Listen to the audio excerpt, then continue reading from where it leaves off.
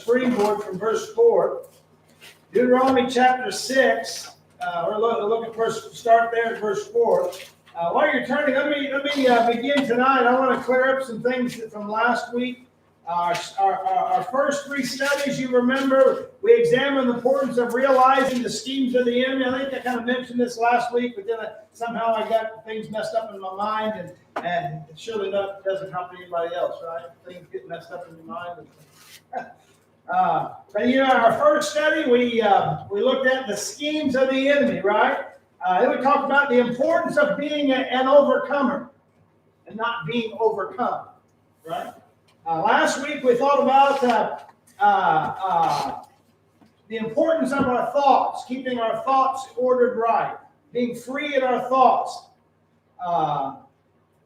and that the enemy does so many times what he does so many times to our thoughts, right? The spiritual truth is if we don't take care of these areas first,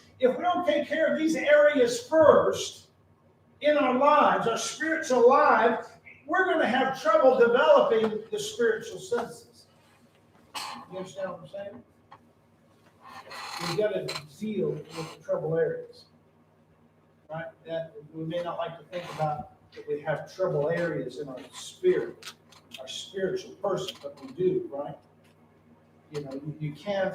I've come to the conclusion that with the way our society is, with the things that are so prevalent, there's very few people that are not going to have trouble areas in their lives. That makes sense? With the availability of so many things. I've learned, I think I've said this before, but I'll just say it again here. There's so many things that on the surface don't appear to be necessarily bad. But I've learned for myself, there's those things, the Lord said, I don't want you really doing that anymore. On the surface, they don't appear to be bad. It's only as you begin to look a little deeper, then you begin to notice that they do create problems. Right? So if we don't deal with the problem areas first in our lives, and we just looked at three, and in all honesty, there's probably, if we were honest with ourselves, we could probably come up with all kinds of problem areas, right? That need to be dealt with. Make a list. Make a list. We can make a list. There you go. Be like Santa Claus and check it twice. Make sure you don't get to see it. What's that? Make sure you don't get to see it. Don't make sure you don't see it, though. Understand this, the enemy does not want you and I developing our spiritual senses because it will bring us into closer communion with the Lord.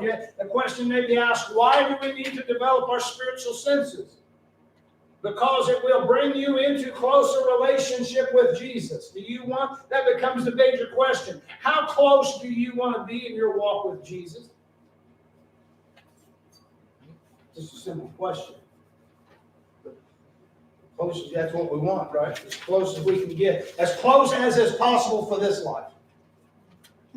That'll be the best part about being in heaven, I think, will it not? Being in, you won't be able to get any closer communion with him as will be then, right? There's no sin, there's no hindrances, there's no problem areas. The communication is fully open and flowing.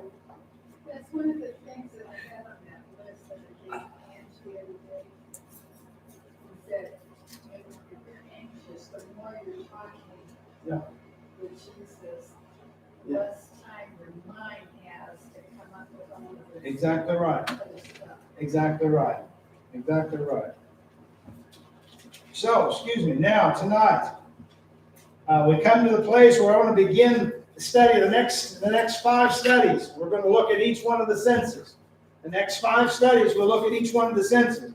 Of course, we're talking about the 5 spiritual senses. I would remind you, like I've said in the past, that the spiritual realm and physical realm are very similar, right?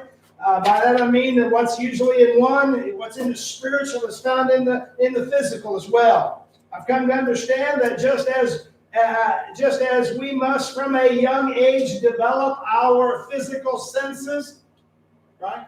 We must also develop our spiritual senses.